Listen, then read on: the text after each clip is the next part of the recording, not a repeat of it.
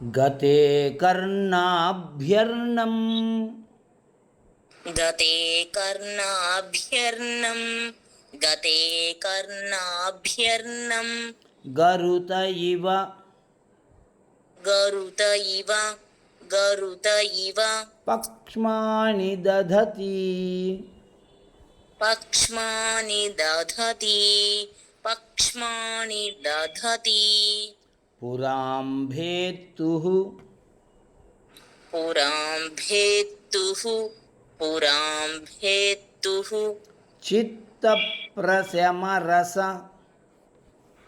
చిత్తప్రసమరస చిత్తప్రసమరస విద్రావణఫలే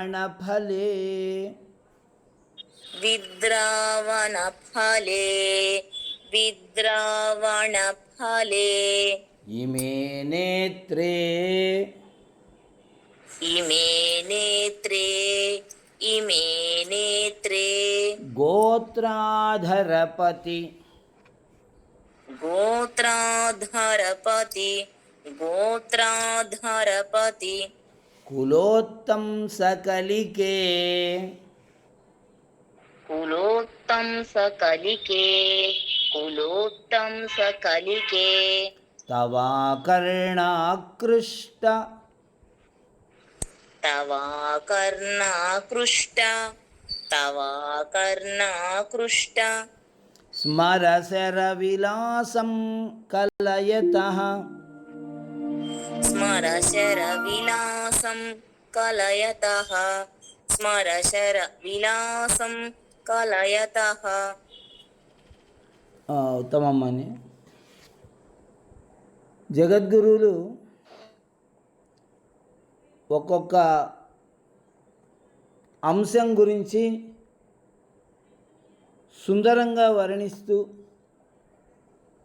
అమ్మవారి యొక్క దివ్యమైనటువంటి స్వరూపాన్ని మన కళ్ళ ముందు ఉంచుతూ ఉన్నారు. నిన్నటి రోజున మనము అమ్మవారి చూపు నవరసాత్మకమైనది అనేటువంటి ఒక దివ్యమైనటువంటి అంశాన్ని చెప్పుకున్నాం. అమ్మవారి చూపులో నవరసాలు ఉన్నాయి అని, అందులో శివుడి పైన ఆమె యొక్క శృంగారం దృష్టులు అని మొదలుపెట్టి నాయందు కరుణతో కూడుకున్నటువంటి దృష్టి కలదు అని వర్ణనతో పూర్తయినటువంటి అతి చక్కటి శ్లోకాన్ని చెప్పుకున్నాం. ఈరోజు కూడా అమ్మవారి కళ్ళ గురించే చెప్తూ ఉన్నారు. అవి మన్మథుడు లాగి వదులుతున్నటువంటి పుష్పబాణాలలాగా ఉన్నాయి అని చెబుతూ ఉన్నారు. హే గోత్రాధరపతి కులోత్తం సకలికే, ఓ అమ్మా, నీవు పర్వతాలకు రాజైనటువంటి హిమవంతుని యొక్క కులములో జన్మించినటువంటి మొగ్గలాంటి దానివి. ఒక పుష్పము యొక్క మొగ్గ ఎంత కోమలంగా సుందరంగా ప్రకాశవంతంగా ఉంటుందో అలా ఉన్నది అని చెప్తూ ఉన్నాడు. గోత్రాధరపతి, పర్వతాల రాజైనటువంటి హిమవంతుని యొక్క కులోత్తంస, కులము అనేటువంటి అతి శ్రేష్టమైన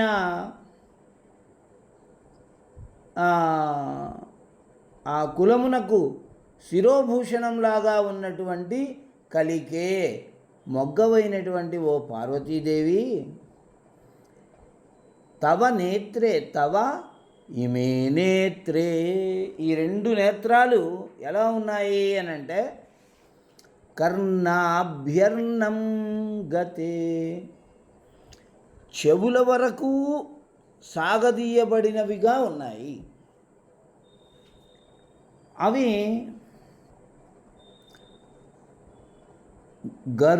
గరుతః, గరుత్మంతుని బాణములకు కట్టిన గ్రద్ద ఈకల వలె పక్ష్మాణి కనురెప్పలను కలిగి ఉన్నాయి. పురాంభేత్తు త్రిపురాసురులను సంహరించినటువంటి మహాదేవుని యొక్క చిత్త ప్రశమ రస విద్రావణ ఫలే, చిత్తము మనస్సులో ఉన్నటువంటి ప్రశమ రస శాంతము అనేటువంటి రసాన్ని విద్రావణ ఫలే పోగొట్టడం కోసం పనిచేస్తూ ఉన్నాయి. పోగొట్టడమే ఫలంగా పెట్టుకొని పనిచేస్తూ ఉన్నవి ఆ రెండు కళ్ళు. అవి ఆకర్ణాకృష్ట స్మరశర విలాసం. తవాకర్ణ ఉంది చూసారా, తవ ఆకర్ణ. ఆకర్ణ అంటే చెవుల వరకు ఆకృష్ట లాగబడిన. ఇప్పుడు ఒక శ్రీరాముడు కానీ ఒక అర్జునుడు కానీ బాణం వేస్తున్నటువంటి సమయంలో ఆ బాణాన్ని ఇలా పట్టి లాగితే చెవి వరకు వస్తుంది. ఆ చెవి వరకు వచ్చి అలా సాగదీసి ఎక్కువ దూరం సాగదీసి దాన్ని కొడితే అది వేగంగా వెళ్ళి శత్రువుని సంహరిస్తుంది. అలా స్మరశర అదే చెవుల వరకు సాగదీయబడినటువంటి మన్మధుని బాణాల యొక్క విలాసాన్ని కలయతః అవి చూపిస్తూ ఉన్నాయి మాకు అనంటే, ఇప్పుడు పరమేశ్వరుడు ఉన్నాడు, ఆయన మన్మధుని బాణాలకు కూడా లొంగడు. ఆయన లోకంలో ఉన్నటువంటి ఈ విషయాలన్నిటికీ అతీతుడు. ఎల్లప్పుడూ ఒక ధ్యానంలో కూర్చుకొని తనను తానే ధ్యానం చేసుకుంటూ ఉంటాడు. అదే ఆత్మజ్ఞానం అంటే. తనను తానే ధ్యానించుకుంటూ అలా ధ్యానంలో మునిగిపోయి ఆ ఆనందంలో ఆ శాంతము అవన్నీ ఉన్నాయి ఆయన మనస్సులో. కాబట్టి ఆ శాంతము అలాంటి శాంత స్వభావం ఉన్నటువంటి వ్యక్తికి శృంగార భావనలు ఉండవు. మరి పార్వతీ పరమేశ్వరుడు దంపతులు అని అంటే వాళ్ళిద్దరి మధ్య ఆ శృంగార భావనలు అనేటివి ఉండాలి అని అంటే మన్మధుని అనుగ్రహం కలగాలి. మన్మధుడు శివుని యొక్క చిత్తాన్ని భ్రమింపజేయగలిగేంత శక్తి కలవాడు కాదు. మరి ఆయన మనస్సును కలవరపరిచేటువంటి శక్తి అమ్మవారి కన్నులకు మాత్రమే ఉంది. అంత అందమైనటువంటి అంత క్రీగంటి చూపులు. మన్మధునికి 5 పుష్పబాణాలనుంటే 6వ పుష్పబాణమట స్త్రీల యొక్క కడగంటి చూపులు 6వ పుష్పబాణమట. కాబట్టి అమ్మవారు యొక్క కన్ను గట్టిగా లాగి వదులుతున్నటువంటి పుష్పబాణంలాగా ఉంది, మన్మధుని బాణంలాగా ఉంది. మన్మధుని బాణంలాగా ఉంది అనటానికి బాణానికి ఉండాల్సినటువంటి లక్షణాలు ఏమైనా ఉండాలి కదా కంటికి. ఇప్పుడు చూడండి, బాణానికి వెనక వైపు గద్ద యొక్క రెక్కలను కట్టి ఉంటారు. అంటే ఆ బాణం వేగంగా వెళ్ళాలి కదా గాలిలో. బాణానికి ముందు వైపేమో ఆ లోహంతో చేసినటువంటి ములికి ఉంటుంది, అది గుచ్చుకుంటుంది శత్రువుకి. బాణానికి వెనక వైపేమో గద్ద యొక్క రెక్కలు ఆ ఈకలు కట్టబడి ఉంటాయి. అవి బాణం గాలిలో వెళుతున్నప్పుడు వేగంగా వెళుతుందన్నమాట.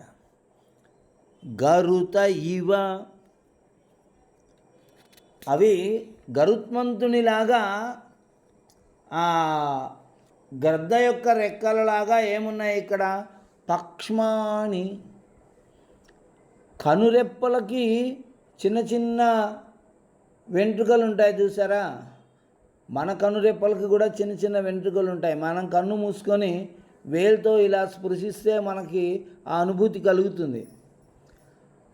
ఆ కనురెప్పలకు ఉన్నటువంటి ఆ చిన్న చిన్న కేశాలని స్వామివారు ఏమంటున్నారంటే బాణానికి కట్టబడినటువంటి గ్రద్ద యొక్క ఈకలు. అటువంటి ఈకల వలె ఉన్నటువంటి ఆ బాణాలను గతే కర్ణాభ్యర్ణం, చెవుల వరకు వెళ్ళినటువంటి అవి ఏమి చేస్తాయండి? సరే, అవి మన్మధుని బాణాలే, దానికి గద్దరెక్కలు ఉన్నాయి, పూల బాణాలు, అమ్మవారి యొక్క కళ్ళు కలువ పువ్వుల్లాగా ఉంటాయి కాబట్టి పూల బాణాలు ఈమె వేస్తుంది. అవి ఏమి చేస్తాయి అని అంటే శివుని మనస్సులో ఉన్నటువంటి పురాంభేత్తు చిత్త ప్రశమరస విద్రావణ ఫలే. పురాంభేత్తు త్రిపురాసురులను సంహరించినటువంటి ఆ పరమశివుని యొక్క చిత్తములో ఉన్నటువంటి ప్రశమరస, శాంతము అనేటువంటి రసాన్ని విద్రావణం పోగొట్టి ఆ స్థానంలో శృంగార భావాలని కలిగించడమే ఫలే వీటి యొక్క పని, అమ్మవారి కళ్ళకు ఉండేటువంటి పని. ఇప్పుడు అటువంటి పని చేస్తున్నటువంటి అమ్మవారి కళ్ళు కర్ణాకృష్ట, చెవి వరకు లాగబడినటువంటి స్మరశర విలాసం కలయత, మన్మథుని బాణాల వలె ఒక విలాసాన్ని చూపిస్తూ ఉన్నాయి మనకు అనేటువంటి చక్కటి వర్ణన చేసి ఉన్నారు స్వామివారు ఇక్కడ. ఈ అమ్మవారి యొక్క ఈ నేత్రాల గురించి ఈ విధంగా మనము స్మరించుకోవడము, ఈ శ్లోకాన్ని ప్రతిరోజు 1000 సార్లు పారాయణ చేయడము 45 రోజుల వరకు చేయడం ద్వారా మనకు కంటి రోగములు, చెవి రోగములు లేకుండా పోతాయట. కంటి రోగములు, చెవి రోగములు లేకుండా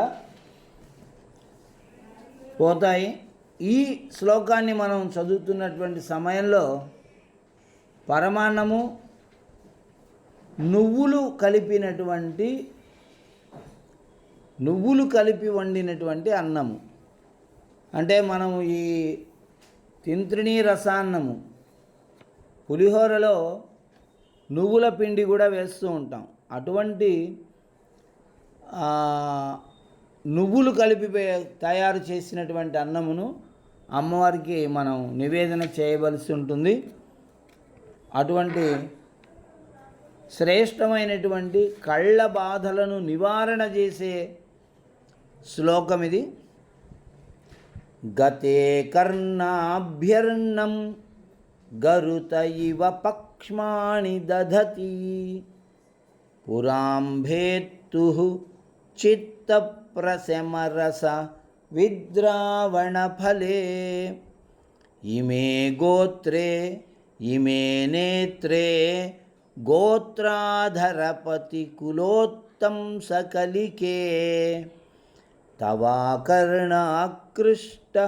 స్మరశర విలాసం కలయతః. శ్రీమాత్రే నమః.